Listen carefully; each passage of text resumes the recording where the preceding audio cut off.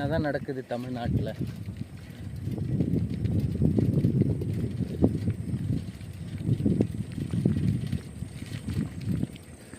ஒரு முதலமைச்சர்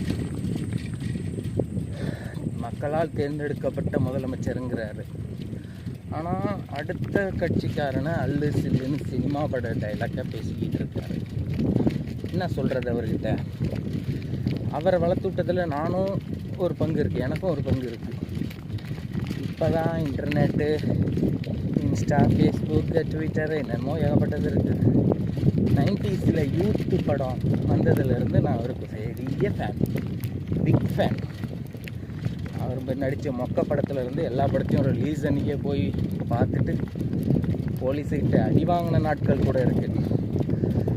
ஆனால் இவர் இப்போ மைக்கு இப்போ என்னமோ திடீர்னு முதலமைச்சர் ஆகிட்டார். நான் இவருக்கு வக்காலத்து வாங்கிட்டு இருக்கேன். சத்தியமாக சொல்கிறேன், இவருக்கு கட்சி கிடையாது.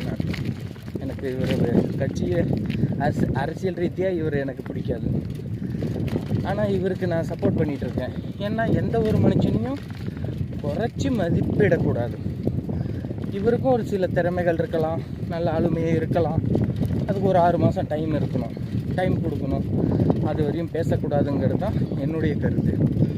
ஆனால் நேற்று ஒரு மைக்கு கிடச்சிருச்சுன்னு எவனோ எழுதி கொடுத்த டைலாக்கை ஸ்டாலின் சாருக்கும் எனக்கும் தான் போட்டி, மற்றபடி அல்லு சில்லுங்க எல்லாம் ஓரம் போயிடுங்க, அப்புறம் ஏதாவது சேதாரம் ஆச்சுன்னா கம்பெனி பொறுப்பாகாது.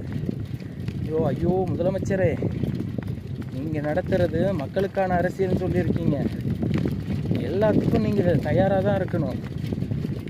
நம்ம தமிழனோட மரபே தான். எதிரியாக இருந்தாலும் அவனை மதிக்க கற்றுக்கணும். அதுதான் நம்ம தமிழனோட மரபு. இது ஒரு சின்ன லாஜிக் கூட தெரியாமல், சின்ன குழந்தை கூட தெரியும், 5ஆம் கிளாஸ் படிக்கிற பிள்ளை கூட தெரியும். ஆனால் நம்ம தலைவருக்கு தெரியல.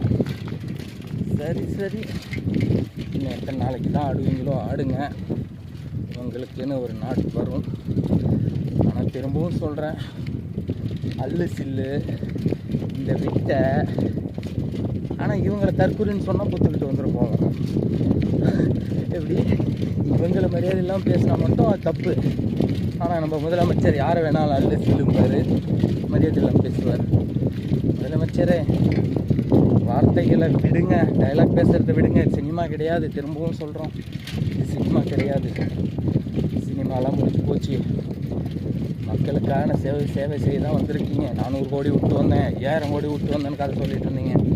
ஆனால் நீங்கள் செய்கிறத பார்த்தா பணம், நீங்கள் அங்கேயே பணம் சம்பாதிச்சுட்டு வந்துருக்கலாம் போல இருக்குது.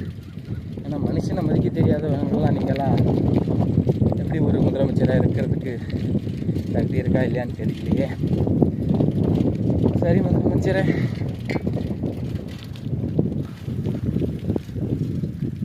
எதிர்காலம் உங்களுக்கு பதில் சொல்லும். ஓகே.